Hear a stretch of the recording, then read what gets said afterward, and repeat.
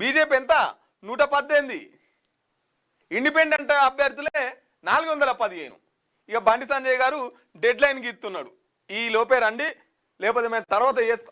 అటు ముఖాన్ని ఎవడు చూస్తలేడు, ఎవడు పట్టించుకుంటలేడు. ఊళ్ళలో అయితే బీజేపీ పార్టీ ఉందా, అరే బీజేపీ వాళ్ళు కూడా ఎత్తుర్రా అనే కాడికి వచ్చింది.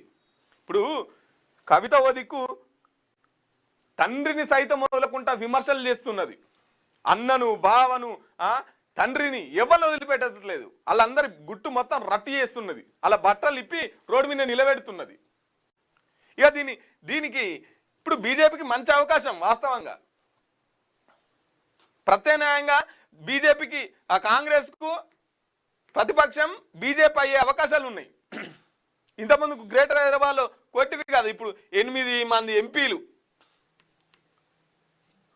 ఎక్కడ చూడు మళ్ళీ బీఆర్ఎస్ వర్సెస్ కాంగ్రెస్ ఉంది తప్ప బీజేపీ గ్రామ పంచాయతీ ఎన్నికలలో బీజేపీ అభ్యర్థులు కనబడతలేరు, బీజేపీ ఎమ్మెల్యేలు కనబడతలేరు, బీజేపీ ఎంపీలు కనబడతలేరు, బీజేపీ కార్యకర్తలు కూడా కనబడతలేరు, కనుమరుగైపోతుంది బీజేపీ అనే. ఇక వీళ్ళు మీరు ఎక్కడ ఉంటే నార్తే అక్కడే తప్ప తెలంగాణలో ఉనికి లేదని చెప్పేసి మళ్ళీసారి తెలంగాణ గ్రామాలన్నీ ఏకదాటిగా ముందుకొచ్చి చెప్తున్నటువంటి పరిస్థితి. ఇక బండి సంజయ్ గారేమో మేము వస్తాం, మీరు ఈలోపే రావాలి, తర్వాత మేము చేర్చుకోలేం అని చెప్పేసి చెప్తున్నారు. ఇంకో ఇది బీజేపీ గెలుచుకున్నటువంటి సీట్లు 118 సీట్లు.